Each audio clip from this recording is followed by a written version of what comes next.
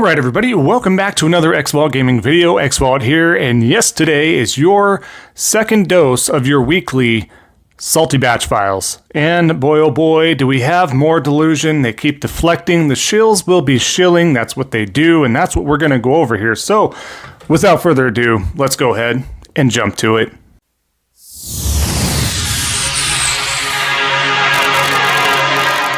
Alright, so it seems like Colt wants to be featured in every single video here. Colt Eastwood, let's pop this up right here and now. This is such a goodie. Square Enix forgetting the handshake a year ago to put games on Xbox, referencing the Romancing 2 Saga game that is coming to, yes, you guessed it, everywhere. Steam, Nintendo, PlayStation, all the good stuff above, right? And he thinks that a handshake in regards to Square Enix and Final Fantasy XIV's eventual port over to Xbox is a sign of things to come in regards to the games for sure hitting the platform of Xbox. But news to him, that's not what that means. When your games do not sell, they're not going to make Xbox a priority.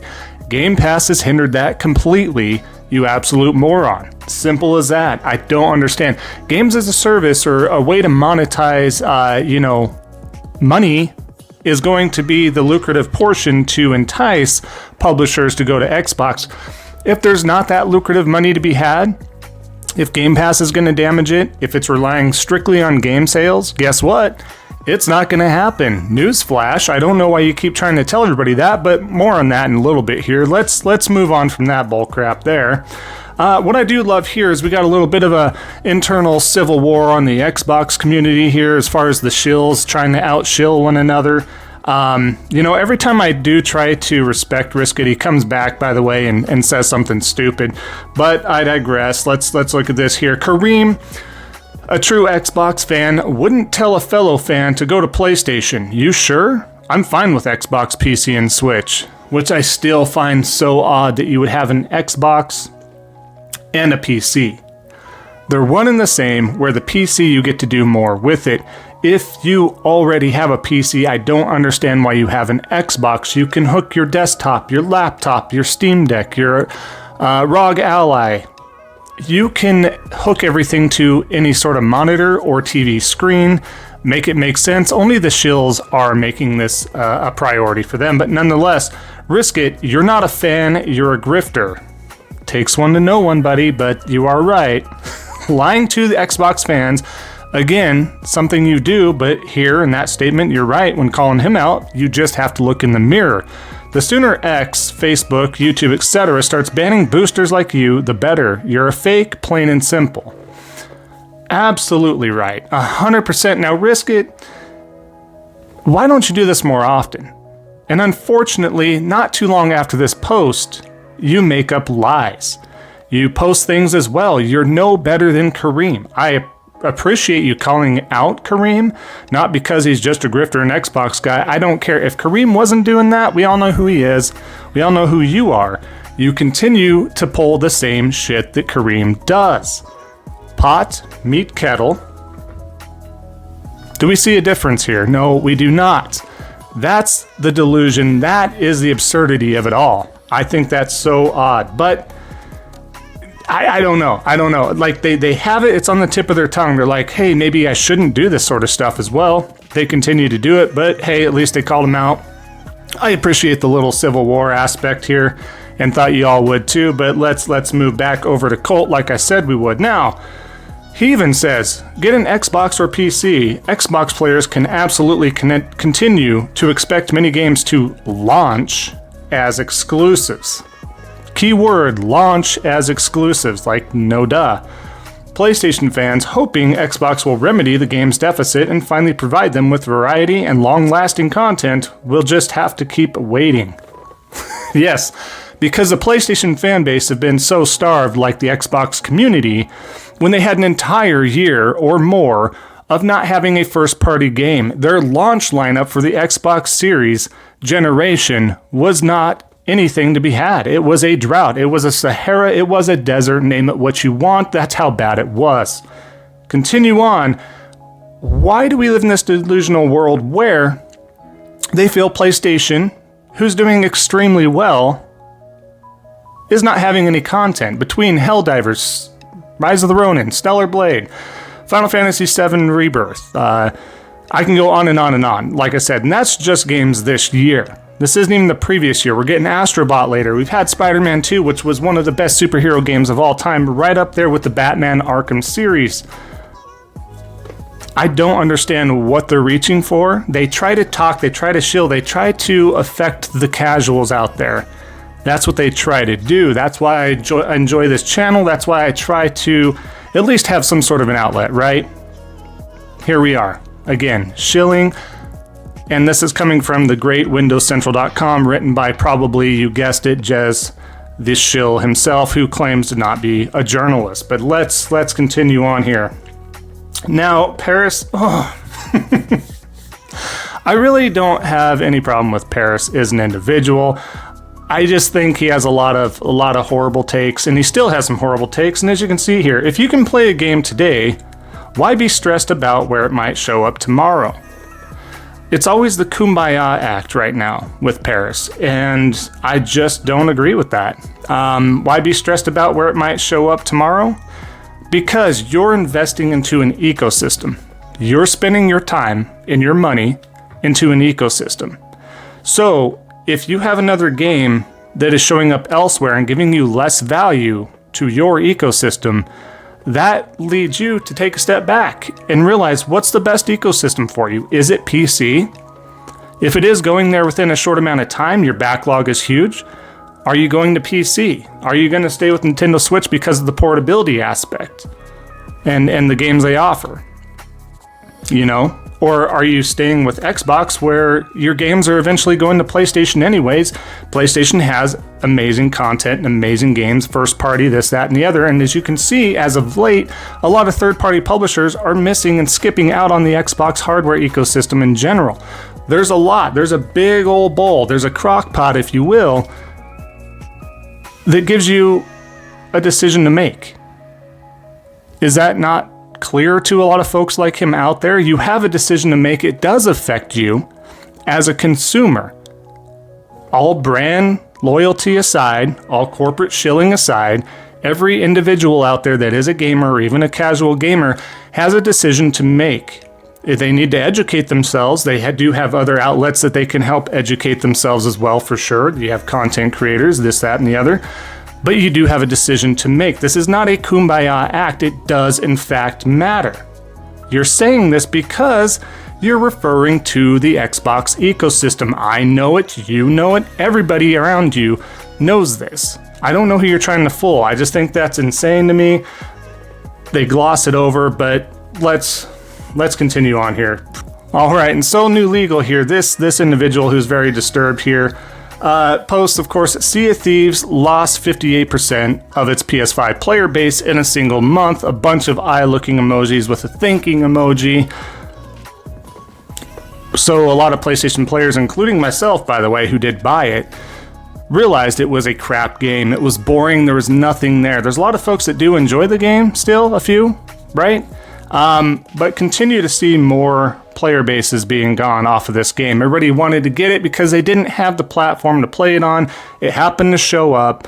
They're like, hey, it's already here. We already own the system. Let's check it out. It is something for multiplayer. It's a games as a service. Maybe this will be a lot of fun. A lot of content creators who maybe didn't get to it tried it out as well, myself included.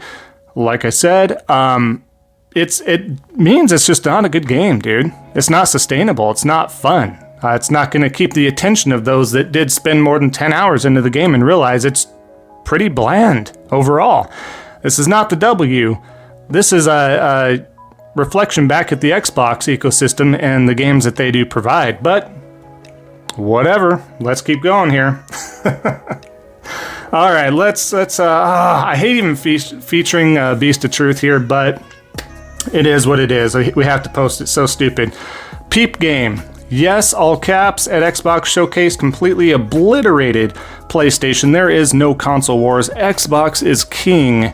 Yes, Marvel vs. Capcom should release for Xbox, especially when Xbox is the reason Capcom USA Fighters blew up 100. Two things can be true.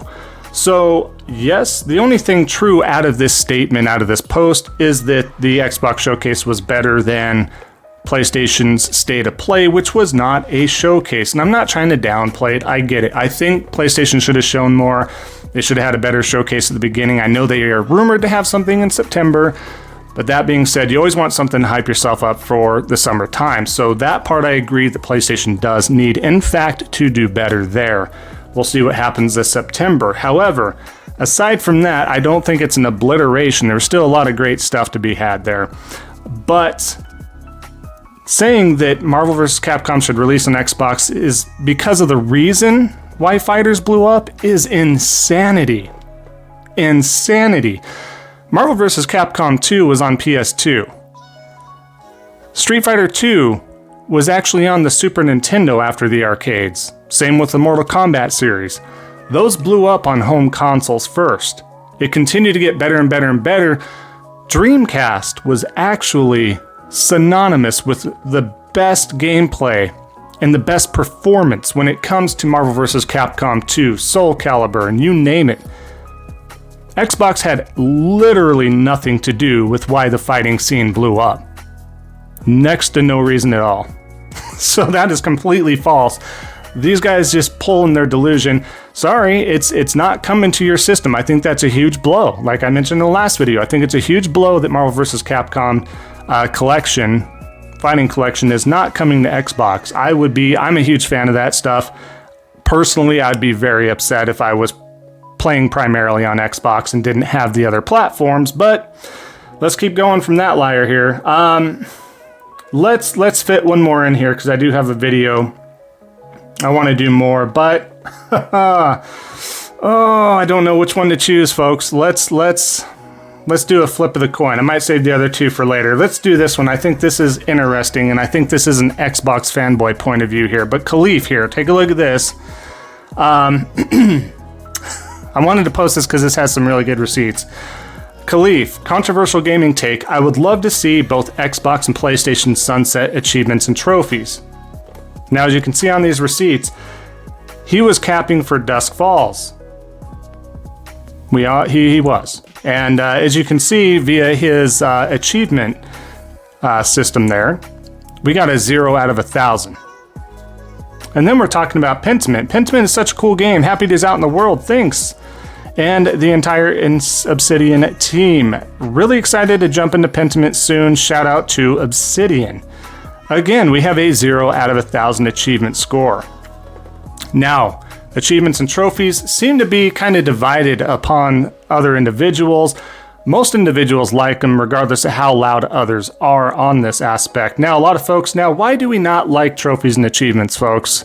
Could it be because we can hold others accountable if they're shilling for a game? You can simply look up their gamer tag or their PSN ID and see if they've actually touched the game for more than 5 minutes or if at all. That's a big thing there. You don't have to. The folks that want them gone, it has no bearing though other than credibility. Don't lie, A, and it's not a problem. B, you're not forced to get trophies or achievements, folks. It's there as an extracurricular item towards a game. For me, I personally love to collect them as I can. I'm not as hardcore as I used to be. I still love to grab them. I was able to separate the fun from it being a job. I look at the trophy list, I play the game. A, am I enjoying the game? Great. B, is the trophy list absurd? Is it too hard? Stuff like that. You'll let that be the decision. Then you kind of go and see if that plat's obtainable for you and your skill level. If it's not, get what you can. Enjoy the game, get a little bit out of it, right? Trophies and achievements, I think, are there to squeeze more juice out of the games. Maybe get collectibles, maybe try a little harder on certain challenges, stuff like that I normally wouldn't do if those trophies or achievements were not available to me. I think they're a great thing, and frauds like this, I guess my voice is going to crack a little bit there, frauds like this are the reason why they don't want them. Credibility. Plain and simple. Plain and simple. Now, we'll save the other two for the next video here on top of the other items. But real quick, let's move over to a 2-minute video. Feel free to skip through it if you need to a little bit, but it has some fun things here. Go ahead and take a look from Jez and Randall here. So, here you go. Here's what I think about this, right? I'm of two minds. Personally, I don't care that Marvel vs. Capcom isn't coming to platform because I wouldn't play it. I'm not interested in it. So it's not a game I would play. So it not coming to Xbox doesn't mean anything to me. However, I also know there are people that do care about it. And honestly, anytime games skip your platform is not good. And you want to minimize that as much as you possibly can. So, because, I don't know, to me, when you see a trailer and it says PS4, PS5, or just PS5, Switch, and PC, and the only one left out is Xbox, and it's essentially just, it's that SpongeBob meme of Squidward up in his little house looking down at Patrick and SpongeBob, running through the field, essentially. It makes the Xbox platform seem lesser than. Like, why aren't you getting it when everybody else is? So it really creates this, I don't know, like this thought, this it's not perspective I wanted to use, or perception. The perception that you are less than the other platform holders. Yeah. And exactly. While I don't care, and I have no interest in playing Marvel vs. Capcom 2, so it's not one of those things where I'm like, God damn it. But it was when, Oxenfree 2 didn't come to the platform. It came everywhere else. And it was a game I was looking forward to because I enjoyed the first game. And it was like, well, fuck. Why is it coming to Xbox? This sucks. I don't know, whatever reasons why. And I played it on PlayStation, right? But we do see this happens, especially with the older games. Like I mentioned, Fear Effect's not coming. There's this other Fighting Force collection that was announced recently that's not coming as well.